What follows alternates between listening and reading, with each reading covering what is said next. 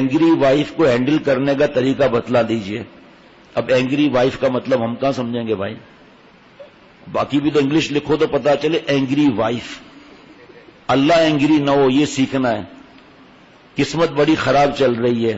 کسی مسلمان کی قسمت خراب ہو ہی نہیں سکتی، چاہے ہم گناہگار بھی ہیں. قسمت خراب نہیں ہے، قسمت خراب ہے کفار کی.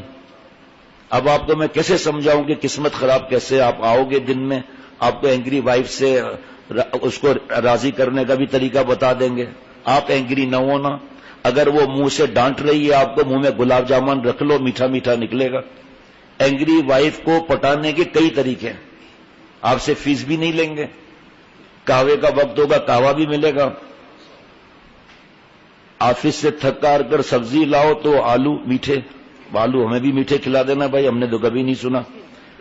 بیگن میں کیڑے، پیاز بالکل گول نہ ہو تو شامت الگ. بیگم سے ڈانٹ کے بچنے کا وظیفہ بھی عنایت فرما دیجیے. اے کنوارو آباد رہو شاد رہو، ہم کو تو بیوی نے سولی پر چڑھا رکھا ہے. ہم نے سر کی طرح کیا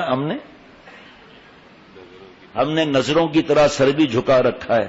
اے برتنوں آج برستے کیوں ہو، ہم نے تو تمہیں دھو دھا کے سجا رکھا ہے. تو اس لیے اینگری وائف کی فکر نہ کرو. آپ صرف پوچھ لو کہ قرآن پاک حدیث پاک میں کیا معاملہ ہے. آپ اینگری ہونے کی ضرورت نہیں، اور بیوی سے ڈانٹ بچنے کا کوئی فائدہ بھی نہیں. آپ کو وظیفہ بتاؤں گا، وہ الٹا آپ پر وظیفہ پڑھ دے گی کہ اچھا وظیفہ پڑھتا ہے، ہم بھی الٹی تصویر چلائیں گے، تجھے سیدھا کر دیں گے. اور سب حدیث پاک ہے نا، وہ دیکھ لو کیا ہے. وہ اینگری وائف کی فکر ہی نہیں کرو، بس اللہ اینگری نہیں ہونا چاہیے. اور اللہ اگر اینگری ہے تو اللہ کے منانے کی فکر کرو، بیوی خود پٹ جائے گی. یہ اعمال بد کی پاداش ہے، ورنہ کئی شیر بھی جوتے جاتے ہیں حل میں. تو اس لیے آپ کا درجہ بڑھ رہا ہے، سچ کہہ رہا ہوں، آپ کا درجہ بڑھ رہا ہے. ہاں وظیفہ پوچھ لو، وہ کہ پیاز گول لاؤ تو گول لے آؤ، کیا فرق پڑتا ہے بھائی؟ بس کوشش کرو، انشاءاللہ سب صحیح ہو جائے گا.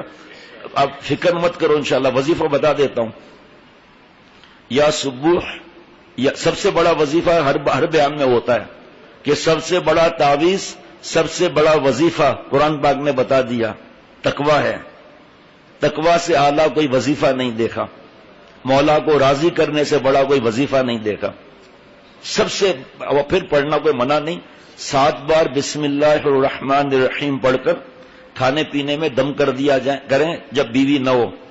ایسا نہیں بیوی کے سامنے پھر دم کرو گے، وائف پھر اینگری ہو جائے گی.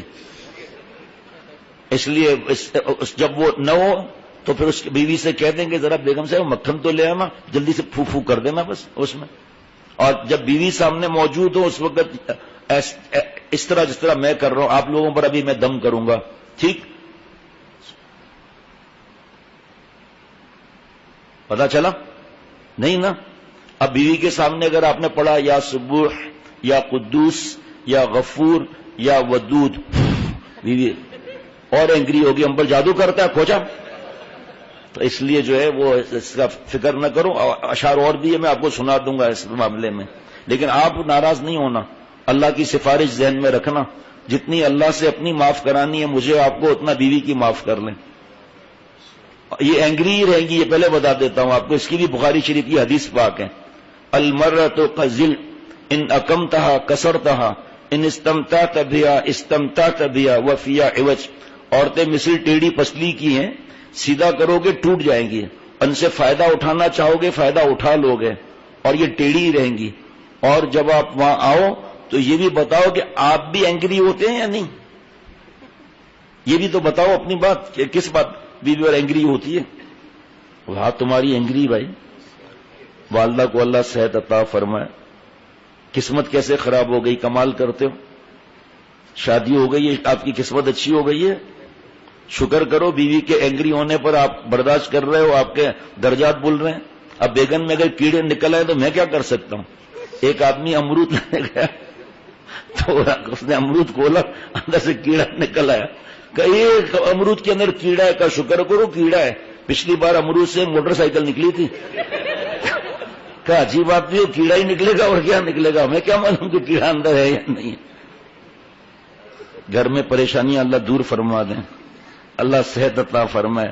اور بھی کچھ ایسے بیٹھے ہیں جن کو میں جانتا ہوں کہ ان کی بیوی ان سے اینگری رہتی ہے